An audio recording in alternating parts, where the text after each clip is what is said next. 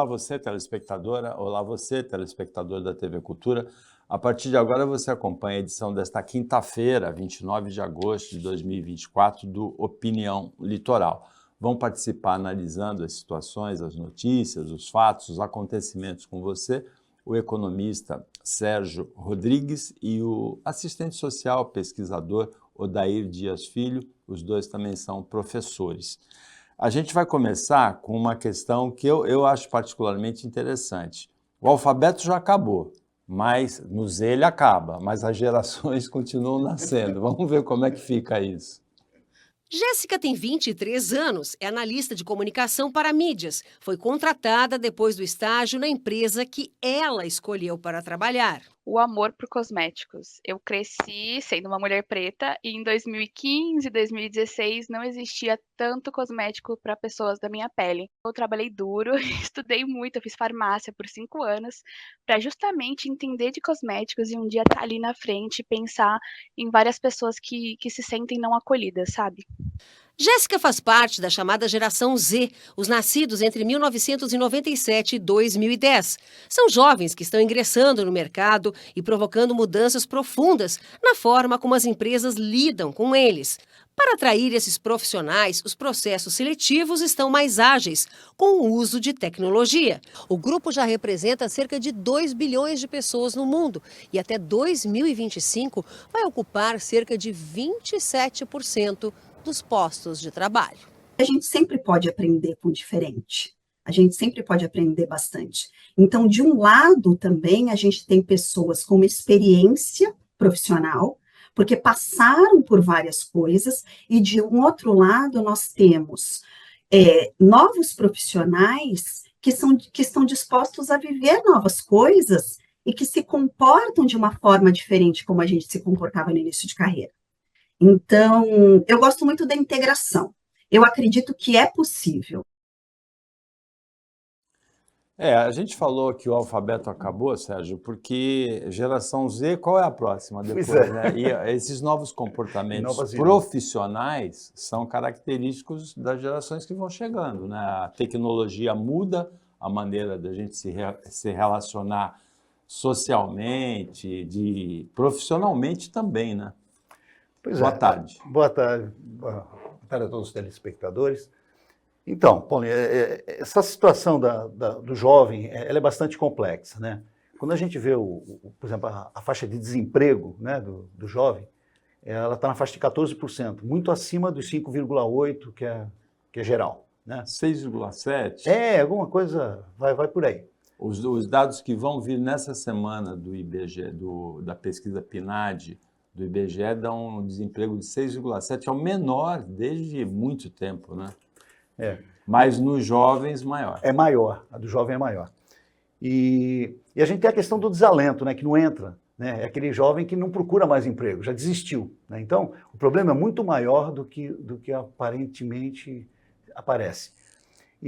Então, o problema do jovem hoje na nossa geração, a gente tinha a perspectiva de ter um emprego, ter uma carteira assinada, né?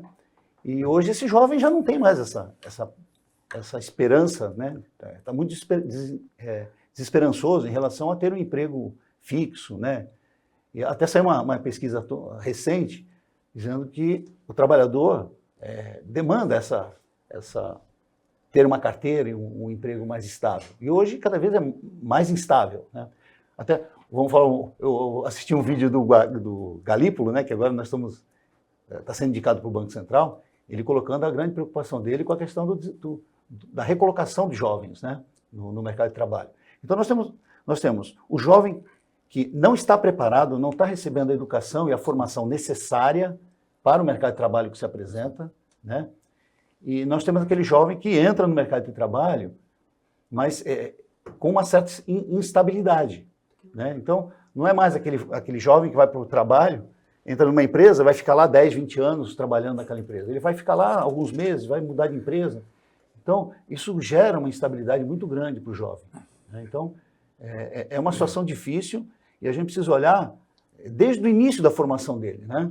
Então, a questão da educação ela é fundamental. Se a gente não olhar para os primeiros anos da formação da criança, né?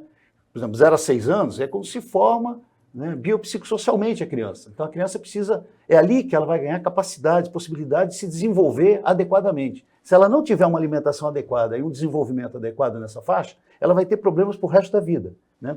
Depois tem a faixa da pré-escola, né, da alfabetização. Depois tem a fase do ensino fundamental, ensino médio. Então, nós vamos começar desde lá de baixo, né, um trabalho adequado. Mas os jovens estão chegando no ensino fundamental e no ensino médio, né, com uma formação inadequada, né? Muitos não sabem ler direito, muitos funcionalmente... Piorou depois da pandemia, né? Quando as aulas foram... Piorou muito, né?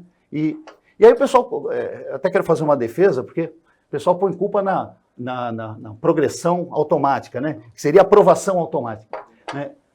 Só que isso não era para ser isso, né? Não era para ser isso. Eu fui um defensor da progressão automática, porque se a criança não aprendeu no primeiro ano, no segundo ano, se ela não aprendeu, é porque a escola falhou, não é a criança que falhou.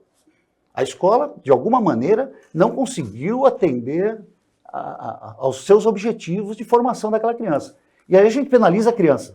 Então, a ideia era que essa criança, ela aprendeu 50%, aprendeu 60%, se ela repetir de ano, ela vai ter que passar de novo por esses 50%, 60%, com um prejuízo para a vida dela e para o prejuízo, o custo que isso tem para a educação. Então, aquilo que ela não aprendeu teria que ser tratado no ano seguinte, né?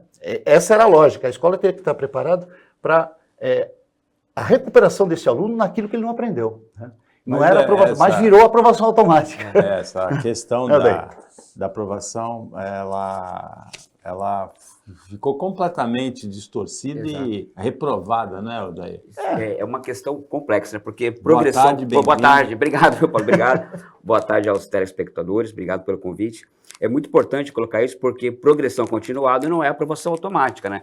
Quando o Paulo Freire, quando os professores pensam nesse processo, né, inclusive ele fala a criação de instrumentos pedagógicos, que são aqueles de aceleração de aprendizado, que ele é concomitante ao processo de aprovação, né? Você é aprovado ali e você tem instrumentos pedagógicos não só de reforço, mas de aceleração de aprendizado, né?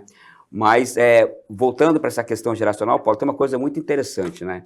Eu já estou aí com meus quase 50 anos, eu lembro que, né, sou de periferia, que naquele momento a classe média mais baixa ali, a juventude, ali a minha geração, ela tinha uma formação, o acesso ao ensino superior ainda era... Qual era a tua geração? Era X? Olha, não sei, viu? É antiga aí. Eu acho que era o tempo do PH ainda aí, né? Mas o tempo do PH é a minha. É a sua, né? O Paulo tem 10 mil anos, então é do tempo do hierógrafo ainda, né? A gente não tinha o alfabeto. 2014. Não diminui a minha idade. Não diminui. E essa questão do ensino técnico, por exemplo, o ensino superior, ela é de difícil acesso, né? Então essa classe média mais baixa, assim, o Senai era uma opção, por exemplo. Eu lembro muito assim, meu pai torcia muito, senão você tem que ir pro Senai, né? Você vai fazer marcenaria, e os cursos técnicos, né? Agora já, por exemplo, tinha o 1º de maio, que já foi considerada a melhor escola técnica municipal da América do Sul, né? Hoje tem muitos problemas, está sucateado, né, na atual gestão, tem muitos problemas, mas o 1º de maio foi uma referência. Então, Paulo, e quando começam a surgir essas possibilidades de acesso ao ensino superior, isso acaba reduzindo, né? Mas na nossa geração, por exemplo, o que demorava 50 anos para mudar, do ponto de vista da formação profissional e tecnológica, hoje demora meses, né? Então, assim, a escola precisa mudar, entender o seu território, a escola continua sendo ineficiente, porque o modelo está ultrapassado, né? A escola fecha o portão para a comunidade, né? Então, quando o Paulo Freire, voltando no Paulo Freire da progressão continuada, ele fala de levar em consideração o conhecimento prévio, ele fala da pedagogia e da educação enquanto movimento, não enquanto uma cartilha, né? Então, a gente absorve o que está colocado para a gente aqui, a gente tem uma demanda de um bairro violento, de desigualdade, então a gente traz a formação, aquilo que ele chama de conhecimento prévio, e a gente implementa um projeto pedagógico a partir disso, com senso crítico, com capacidade de observar o que está em torno.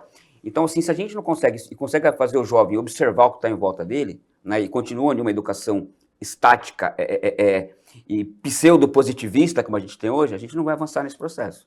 Agora, realmente os hábitos, a tecnologia transformou completamente a vida. A gente vê a eleição de São Paulo, por exemplo, o candidato José Luiz da Atena, que é um comunicador tradicional de rádio e de televisão, completamente perdido, né?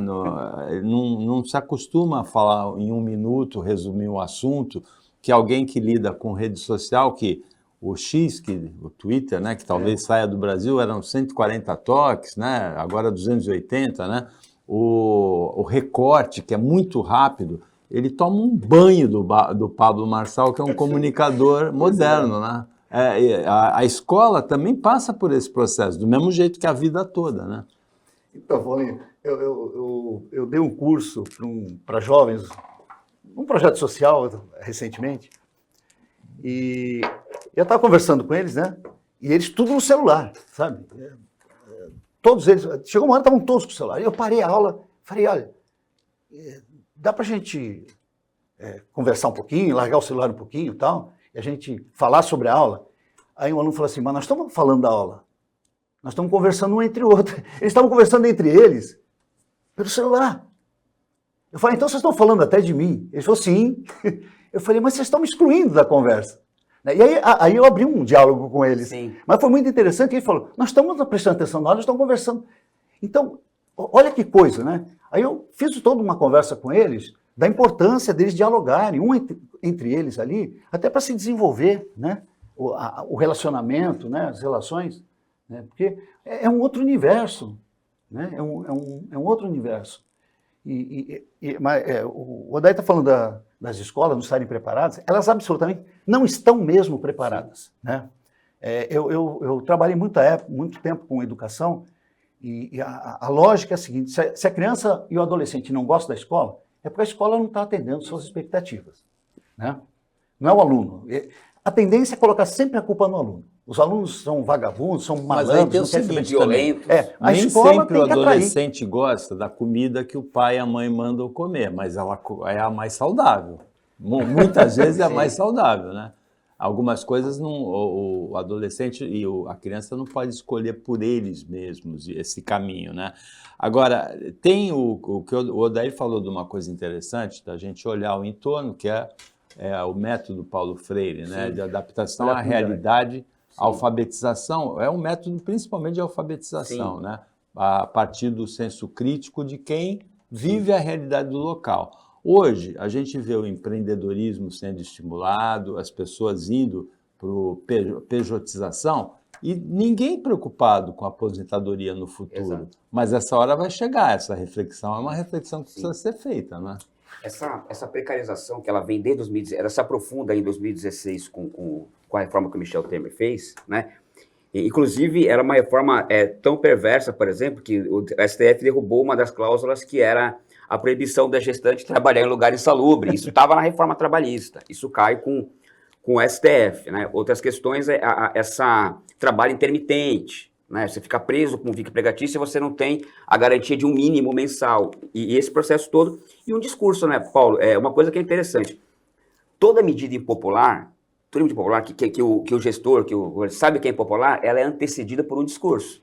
Né? Isso que você colocou, por exemplo, do empreendedorismo, da romantização da precarização, vem com o discurso da liberdade, do empreendedorismo, seja seu chefe, ganhe quanto você quiser, otimize seu tempo, né?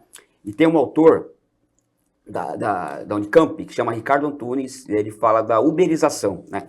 Então ele pega o que acontece no Uber com as plataformas e ele traz esse conceito, né, para mediação das relações de trabalho. Porque o que acontece hoje? O cara abre mão de direitos essenciais, como você colocou, o direito previdenciário, por exemplo, né, por uma suposta liberdade, não tem a garantia depois de uma aposentadoria ou muitas vezes de um afastamento com dignidade, porque se ele está numa atividade ali que ele ganha R$5.000 por mês, Paulo, e ele paga o MEI ali, que é de um salário mínimo, né, ele vai ter uma queda na renda, ele não consegue pagar nem o remédio ainda que ele se afaste. Né? E é um debate que tem que ser posto, por exemplo, para regulamentar as plataformas.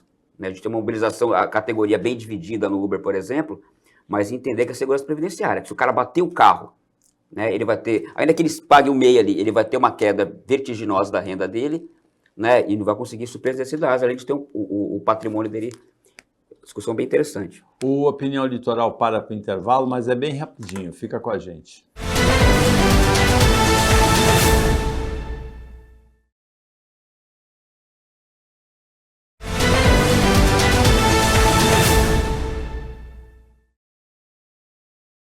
Voltando com a Opinião Litoral, Nesta quinta-feira participa o economista Sérgio Rodrigues e o pesquisador, assistente social Odair Dias Filho. Nesse bloco a gente vai falar sobre educação. A gente já falou bastante sobre educação no bloco anterior, mas relacionada com o emprego. Agora é com a concentração de renda. De acordo com o estudo do SEBRAP, a extrema pobreza caiu 39% no Brasil entre 2022 e 2023. Passou de quase 3% para menos de 2% da população. A principal mudança se deu nas regiões Norte e Nordeste e entre os negros, que seguem sendo maioria entre os mais pobres. Mas essa queda não impediu o Brasil de se manter na lista dos países mais desiguais do mundo. O 1% mais rico da população ganha 31 vezes mais que os 50% mais pobres. E a diferença aumentou em relação a 2022. Em um ano, a renda média melhorou, a desocupação caiu, mas a injustiça tributária continua fazendo a camada mais baixa da pirâmide social pagar mais imposto proporcionalmente. No total, foram analisados 42 indicadores em 9 áreas. Quase metade deles apresentou melhora de um ano para outro. Mas os números mostram que, para combater desigualdade, é preciso ir além de questões econômicas. O país deve avançar também em educação e saúde. A gravidez precoce diminuiu, mas a desnutrição entre crianças indígenas subiu 11% entre as meninas e 16% entre os meninos. O analfabetismo no Nordeste é praticamente o dobro do verificado na região Sudeste. O problema afeta principalmente os negros. Já no ensino superior, a população negra foi quem mais conseguiu ampliar a participação, puxada pelas mulheres. Mas a presença de negros nas universidades ainda é menor. Qual é a leitura que você faz dessa situação daí? É bem visível esse processo, inclusive, você sabe, é minha área de pesquisa, né, essa questão racial. Esse corte racial, né, do acesso ao emprego, ele vem de um processo estruturado no Brasil desde a sua formação, né? Eu trouxe até o meu livro aqui para entregar para o Paulo aqui de presente, que é a minha... Obrigado. Vou te entregar aqui, que é a minha dissertação de mestrado, assim, né? A gente tem um país, né, que a primeira legislação que a gente tem aqui são as Nações Filipinas, né, que transforma o negro em produto, né, que transforma o negro, porque o negro é produto e produtor da riqueza, nesse sentido, as Nações Filipinas. E aí a gente tem esse processo todo, vem a legislação, vem a libertação em 88, né? A proclamação da República, nosso primeiro golpe militar aí, a gente gosta muito de golpe. Embora fosse um desejo a República, ele não teve o acesso popular. E as constituições que vieram, né, Paulo? Essas constituições não trouxeram garantia de acesso para o negro ao mercado, assim. Eu trago aqui no meu livro, por exemplo, dados que no começo da República, ali nos primeiros 20 anos, né, alguns setores da indústria, como a têxtil, por exemplo, cerca de 90% dos trabalhadores de São Paulo eram brancos estrangeiros. Veja só, não estou dizendo que eram brancos simplesmente, eram brancos estrangeiros, né? Boa parte dele, o restante de brasileiros que não passaram pela senzala, não passaram pela escravidão. Isso dados do IBGE. Inclusive tem uma música em 1940 que o Assis Valente, Recenseamento, fala desse processo, um samba. Então isso foi mudando, a gente tem uma legislação completamente que limita essa população, que limita territorialmente, e a política de cotas ela acaba servindo para isso, para ampliar essa possibilidade de acesso. Mas como nós colocamos aqui, né, se a gente não tem uma educação crítica que permita a reflexão do adolescente, do jovem negro, né, aquela lei 10.638, por exemplo, que prevê o ensino da história da África no ensino médio, que ela é lei, ela não cumpre, a gente não traz esse processo. Então, o acesso ao ensino superior ainda que tenha ampliado, eu observo na sala de aula que ainda não é o suficiente. Ainda não é o suficiente, né? Com o governo Lula, no começo dele, a gente teve, por exemplo, uma democratização do acesso ao Sistema S. Eu sempre coloco como assistente só para os alunos lá. Então, eu conversei com o gestor do Senac e ele disse que, às vezes, Paulo, não consegue completar uma turma, porque a informação não chega devidamente. E o curso do Senac, do Senac, é um curso de excelência na área técnica, né? Então, a gente precisa ocupar essas vagas, a gente precisa combater a política do Estado, né? O Estado brasileiro, ainda que não esteja na letra da lei, ele ainda é um Estado racista, ele ainda traz esse escopo, a gente tem um território racializado, a gente não tem a presença do Estado com direitos nesse território, né? E eu não acredito nesse discurso de ausência do Estado, né? Porque se é discricionário do Estado garantir o acesso ao direito, a não ação é ação, né? Então, assim, é muito importante que a gente democratize esse processo e eu ainda não vejo grandes avanços, embora tivessem havido ainda. Então, eu volto à questão da educação, sabe? Eu acho que o Odair e a própria reportagem colocou muito bem, né? A escola é um espaço fundamental, né, de formação da sociedade, né? E ela deve estar aberta à comunidade, precisa fazer sentido, né? Os alunos fazer sentido para eles estarem ali, né? Eles têm que ter alguma perspectiva, entender as razões, né? E lamentavelmente, a nossa educação, todo o processo, desde do governo Fernando Henrique, tudo, nós iniciou, e os governos Lula, a gente conseguiu trazer, né, Sim. a população, o jovem, para dentro da escola. Sim. Né? Mas nós temos uma grande evasão no ensino médio, principalmente. Mas nós temos vaga para colocar as pessoas na escola, né? Salvo creche, né? Que até tem um item, a gente tem falta de vagas em creche, mas ensino fundamental, ensino médio, há vagas, né? Mas a gente não conseguiu trazer a qualidade necessária para dentro da educação. Eu acho que esse é o problema. Durante o governo Fernando Henrique, quando se popularizou aquele lema de toda criança na escola, década de 90, eu lembro da professora Maria Helena Lamberti, que era a reitora da Católica, dizer isso, né? A gente avançou na quantidade, mas perdeu na qualidade. Né? Ficou para trás, não há formação de professores. Né? Então, e os professores, é fundamental que os professores tenham apoio e que eles recebam uma formação adequada. Né? Eu acho que nós estamos falhando muito nisso. Isso é muito importante. E agora, é recente, só agora, né, com o ministro da Educação, que a gente tem uma reforma agora na formação de professores, né?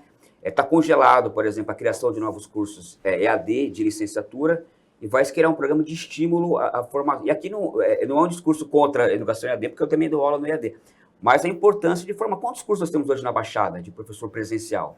Né? São muito poucos os que ainda que existem. Né? Formar esse professor para esse mundo novo, como você está colocando, para esse, né, formar um professor para o mundo novo. Então, assim, a gente tem uma proliferação de cursos EAD de licenciatura, de um aluno que já não teve o preparo do ensino médio, né, que vai ser professor de adolescentes que também estão no sistema de precarização. Então, repensar, estimular a formação, mesmo com o investimento do poder público, né, para formar presencialmente professores, é essencial. Paulinho, como é que pode, por exemplo, você formar um professor à distância, né, quer dizer, ele nunca entrou numa sala de aula como professor, e entregar uma sala de aula para esse profissional, né? Então, já começa a formação. Mas tem um estágio probatório que é obrigatório, não é? Nem sempre. Não? Nem sempre. Eu vejo muito sempre, professor, né, infelizmente, porque a profissão de professor é muito desvalorizada no Brasil. Sim. E agora vem uma escalada política que desvaloriza ainda mais. No outro dia eu vi um empresário falar assim, quem não dá certo na vida vai dar aula, como se fosse uma coisa... Eu perguntei assim, tem alguma profissão mais digna que a do professor? Aí a pessoa ficou sem ação para responder. O professor é mal remunerado, é mal conceituado. Agora, tem o outro lado, tem professora daí ensinando que não sabe, né? Ah, sim. Não tem? Tem. Tem, até porque... A precarização da formação, né? A precarização da formação. Então, não tem professor, em algumas áreas falta professor.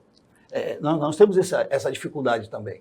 Tem área que não tem professor, não tem professor formado. Paulo engenheiro, né? Eu li outro dia um artigo, Paulo, que é um dos cursos, né, que tem maior evasão hoje, né, de quem vem do Enem, de escola pública, por conta da formação em exatas, por exemplo, né?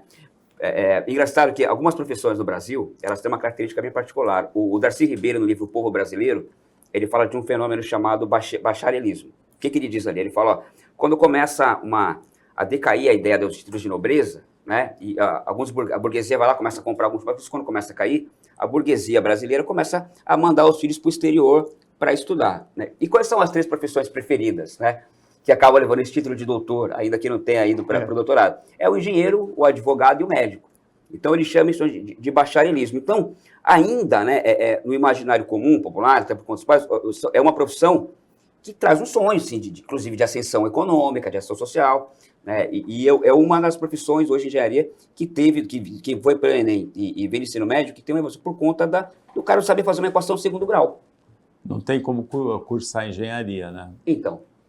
O Opinião volta depois do intervalo, bem rapidinho.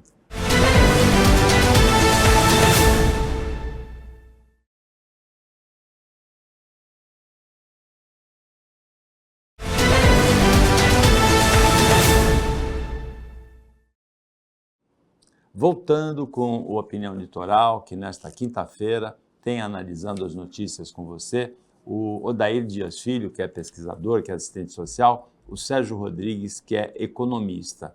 A questão que a gente vai analisar agora é que tem fumaça branca no Banco Central. O anúncio foi feito pelo ministro da Fazenda num rápido pronunciamento.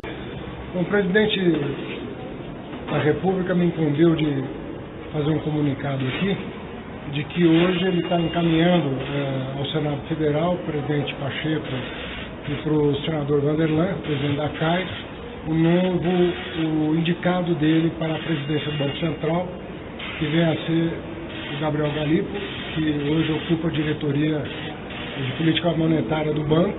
O diretor de política monetária era amplo favorito do mercado para assumir o cargo.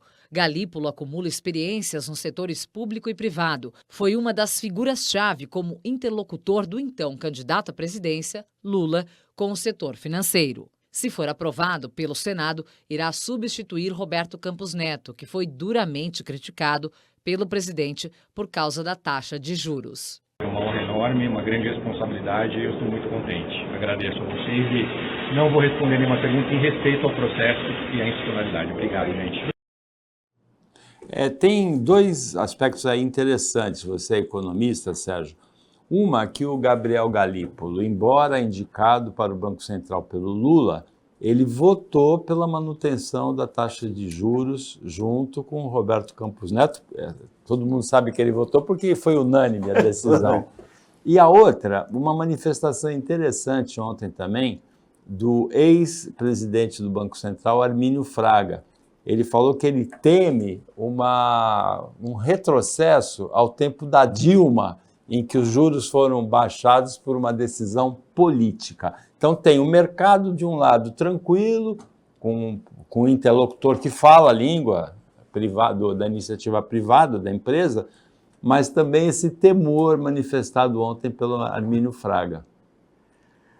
Então, a gente precisa entender um pouquinho, dar um passo atrás para a gente entender qual é essa discussão da autonomia do Banco Central, né? A gente fala, alguns falam em autonomia, outros em independência, as duas coisas são absolutamente diferentes, né? O Banco Central tem um papel de estabilizador do sistema monetário, né? Ele cuida de manter a inflação na meta. Então é importante saber que nós temos um sistema de metas que é estabelecido. A meta é estabelecida pelo Conselho Monetário Nacional, né? Que é o ministro da Fazenda, a ministra do Planejamento, né? Hoje a Simone Tebet, e o presidente do Banco Central. São essas três figuras que se reúnem mensalmente, né, para discutir política monetária, fiscal, orçamentária. E, aliás, essas reuniões são muito pouco debatidas, né? Eles se reúnem todo mês, discutem questões importantes e a gente não vê quase a mídia cobrindo, né? E são decisões importantes tomadas por três pessoas, né? Então, o objetivo da política é estabelecido pelo Conselho Monetário Nacional. E o Banco Central, ele tem o objetivo de fazer com que a meta de inflação seja cumprida. Hoje ela é de 3%, com uma variação de 1,5% para menos ou 1,5% para mais, né? Então, ela pode variar de 1,5% a 4,5%. Né? Nós estamos beirando os 4,5%. Né? O IPCA está beirando os 4,5%. Né? Deu 4,38 agora, mas o mês passado deu... Embora a inflação do ano ainda esteja dentro da meta, um pouquinho dentro, a inflação de 12 meses já bateu na meta. Já bateu na meta. Então, aí tem essa discussão da questão dos juros. É claro, os juros, o Galípolo sabe que os juros é um dos instrumentos, né? É um dos instrumentos importantes para controlar a inflação. O Lula sabe disso também, né? Mas não é o único.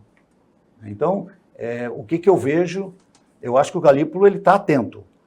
Como é que eu vejo a indicação do Galípolo? Né? Eu acho que ele, o que ele tem de mais precioso, é a capacidade de negociar, de conversar, de ouvir todo mundo, de ouvir o mercado, de ouvir as pessoas, de ouvir o presidente, né? Então, ele tem essa capacidade, ele transita em todos os grupos, ele consegue ter ele tem uma capacidade, eu costumo dizer que ele tem uma inteligência emocional bastante desenvolvida, que ele consegue ter a garantia, a segurança dos mercados. O mercado ainda tá com o pé atrás, mas o Galípolo é uma pessoa bastante focada, bastante técnica. E eu acho que a vantagem dele estar lá é que ele, embora ele seja uma pessoa que veio do mercado financeiro, ele é professor e toda a história dele, ele tem preocupação com o desenvolvimento do país, com a exclusão. Você pega todas as matérias dele, né, os artigos, você vai encontrar sempre a preocupação dele com uma visão mais ampla da economia. Então, eu acho que ele não é um aventureiro, né? Ele é uma pessoa experiente, conhece o mercado, é muito inteligente, tem um riquíssimo material publicado e é uma pessoa com sensibilidade social. Porque essa é a grande discussão. Quando você tem um Banco Central, né, focado só em reduzir a meta da inflação, né,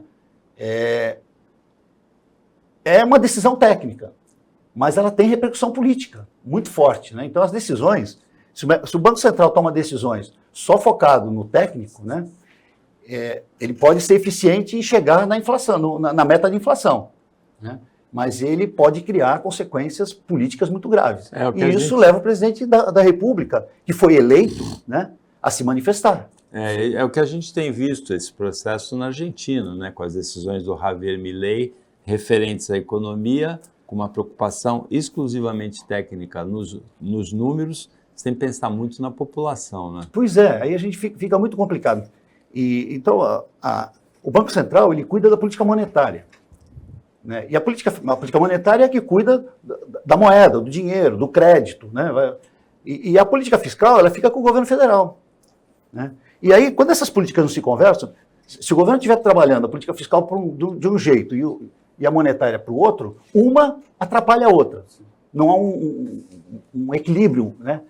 Porque uma política deve contribuir com a outra, né? Agora, Odair, a partir de agora, depois dessa fumacinha branca aí, a indicação do Gabriel Galípolo, nos Estados Unidos, quando um presidente novo já foi eleito, o que está no cargo chama de pato manco, né? Chamam de pato manco. O presidente o Roberto Campos Neto é um pato manco a partir de hoje? Eu creio que sim, né? Eu acho que o Senado não vai, né? O Senado não vai rejeitar, né?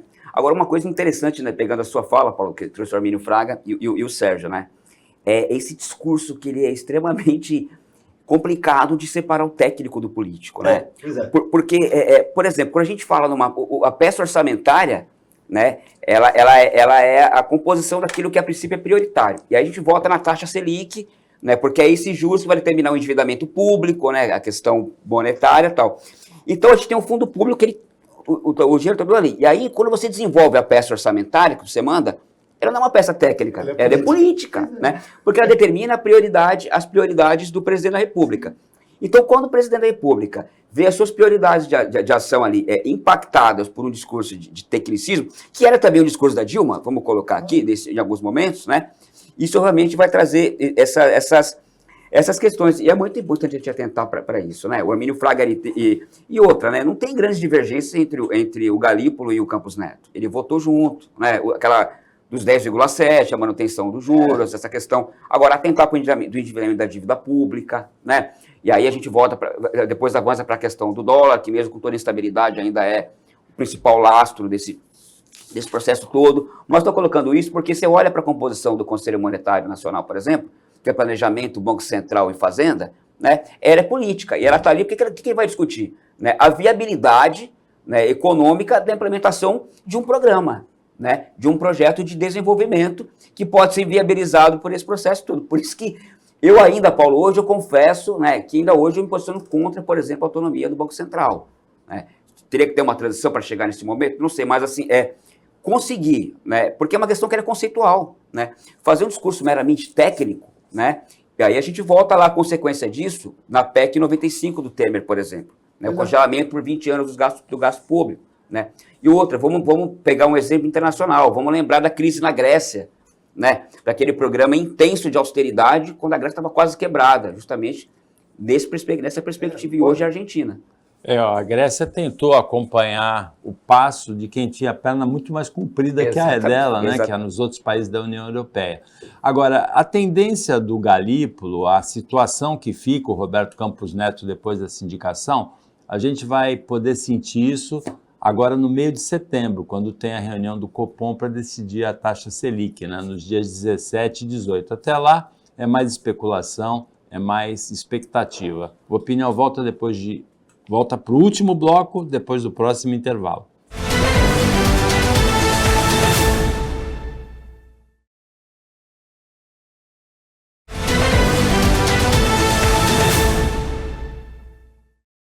Voltando para o último bloco do Opinião Litoral, nesta quinta-feira o Sérgio Rodrigues, que é economista, o Odair Dias Filho, que é assistente social, pesquisador, comento as notícias com você. Odair, o ministro do Supremo Tribunal Federal, que é uma personalidade da vida pública brasileira hoje, né, Alexandre de Moraes, ele deu um prazo de 24 horas para o X, o antigo Twitter, indicar um responsável pela operação da rede social, que é uma empresa, né, no Brasil. Parece uma coisa, tem uma notícia assim, muito interessante, porque primeiro a notificação foi pelo próprio Twitter, né, pela própria rede social, né, que o ministro notificou o proprietário da rede. Agora, de outro lado, tem gente que fala, não, tem que prender o Alexandre de Moraes, que ele toma decisões ilegais. Todo brasileiro virou jurista, né, para analisar as decisões do Supremo. Qualquer empresa para operar no Brasil tem que ter um responsável legal. Isso está escrito na lei, não é? Perfeito.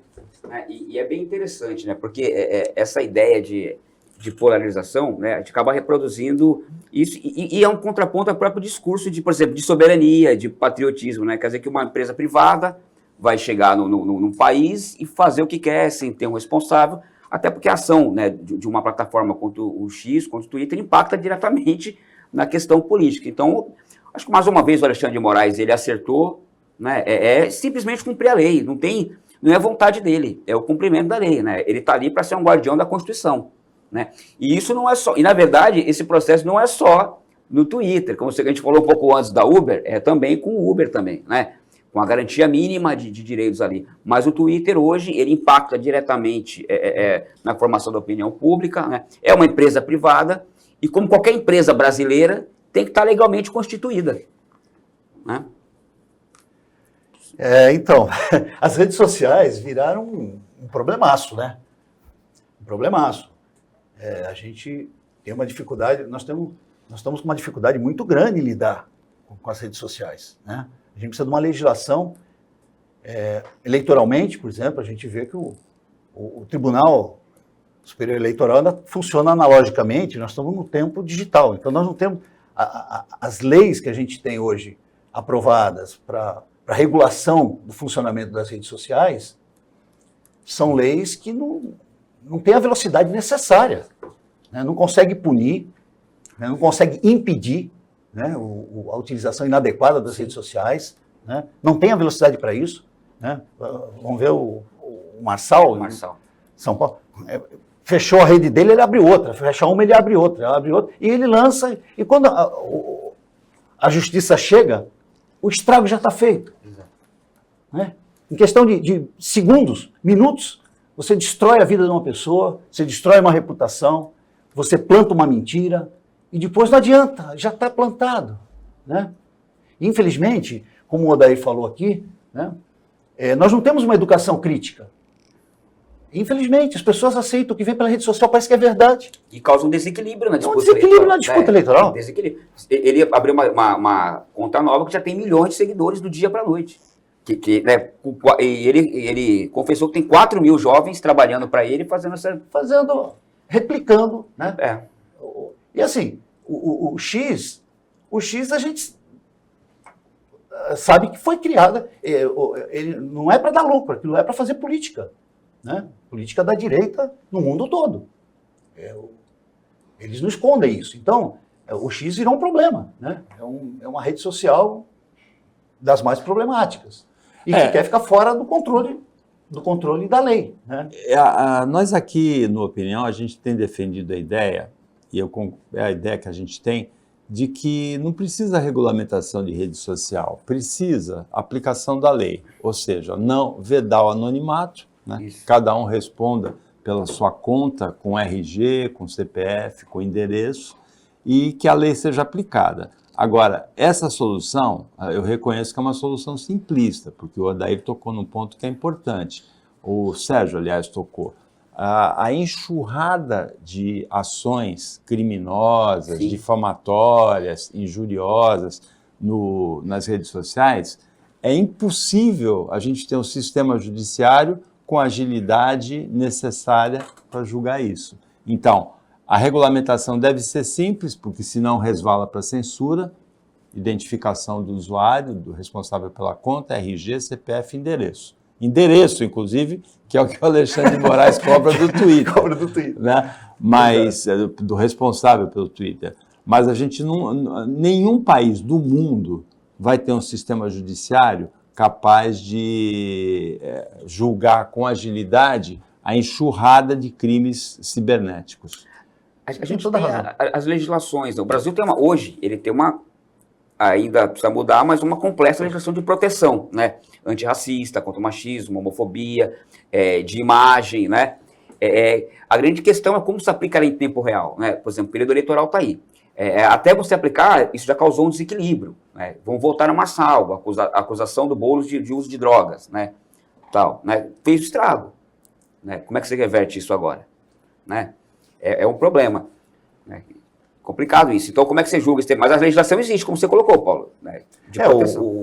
O candidato Guilherme Boulos, ele optou por processar o Pablo Marçal por essa acusação, que parece que é indevida, parece que tem inclusive um homônimo do Guilherme Boulos, que é realmente envolvido no processo de porte e uso de drogas. Ele resolveu processar só depois do processo da eleição, para não vitimizar o Pablo Marçal no processo eleitoral. É uma alternativa. Agora, é importante que o Odair está falando, e você, porque assim, o próprio Alexandre de Moraes, ele colocou, e os outros ministros, consagraram o seguinte: o que é crime no mundo real, né, também é crime no mundo virtual. Né? Então, a legislação tem que valer, né? Sim. Eu acho que isso dá uma simplificada, né? Mas é fundamental, né, a gente voltando um pouquinho para a educação, que as escolas, né, trabalhem essa questão de uma educação crítica. Porque Paulo Freire, cada vez Paulo Freire fica mais atual. Né? A educação crítica, para que as pessoas vejam as notícias, tenham um aprendizado crítico, né, que não seja uma coisa assim de decorar. Né? O jovem tem que olhar todas as informações, a história, tudo, analisando, procurando entender as razões, né, entender o contexto histórico, entender as consequências de cada fato. Né? Então, se a gente não trouxer essa educação, a gente não consegue mudar. Porque você tem razão, nunca a justiça eleitoral ou a justiça vai conseguir ter a velocidade necessária, né, para fazer justiça na rede social. Né? Então, é só educação. A educação é fundamental, os meios de comunicação têm que contribuir com isso. Né? Alguns debates agora, parece que já durante o debate, o próprio repórter já está contestando as mentiras, né? E isso é importante que seja feito, né? Porque você faz um debate, né? O candidato coloca um monte de mentiras e não é contestado por ninguém, ou é contestado só por outro candidato, ele usa o tempo dele. Você faz uma pergunta, ele não responde a pergunta, ele usa o tempo para... Né? Para baixarias até, né? A justiça eleitoral, nesse processo, ela recebe uma denúncia por hora. Então, já são milhares de denúncias. Por que recebe tanta denúncia? Porque quem fiscaliza um candidato é o adversário dele, né? Quem concorre pela mesma vaga de vereador ou de prefeito está interessado no crime que o outro está cometendo, na irregularidade que o outro está cometendo no processo. Então, até tem a denúncia. Agora, agilidade para julgar é complicado, né? Eu fui na Folha de São Paulo esses dias, consideram investigando candidaturas envolvidas com crime organizado, por exemplo, né? Que a matéria também dizia que se avalia se vão divulgar isso antes ou depois das eleições, né? E aí como é que fica depois do cara eleito, né? Envolvimento com o PCC, nas cidades do interior de São Paulo e da Baixada. do crime, né? Isso na Folha de São Paulo recentemente, né? E agora, né? Porque assim, se o denunciado for inocente também, a denúncia pode impactar e desequilibrar a eleição também, né? Então, essa agilidade, como é que a gente consegue, né, fazer isso? É difícil, né? A gente não vai conseguir, mas precisa continuar buscando soluções para essas questões que se apresentam a cada mudança tecnológica e nessa eleição elas estão muito presentes. Chegamos ao final do Opinião Litoral, agradecendo a participação do Odair Dias Filho, do Sérgio Rodrigues, o trabalho da equipe técnica de jornalismo daqui do Sistema Costa Norte e a você que acompanha a gente mais essa edição. Até amanhã, nesse mesmo horário de 15 para 1, e amanhã acho que muda um pouquinho por causa do horário eleitoral, que começa amanhã, né? O horário eleitoral na TV e no rádio começa amanhã, 10 minutos depois, o Opinião Litoral. Até amanhã e uma ótima quinta-feira para você, que você merece.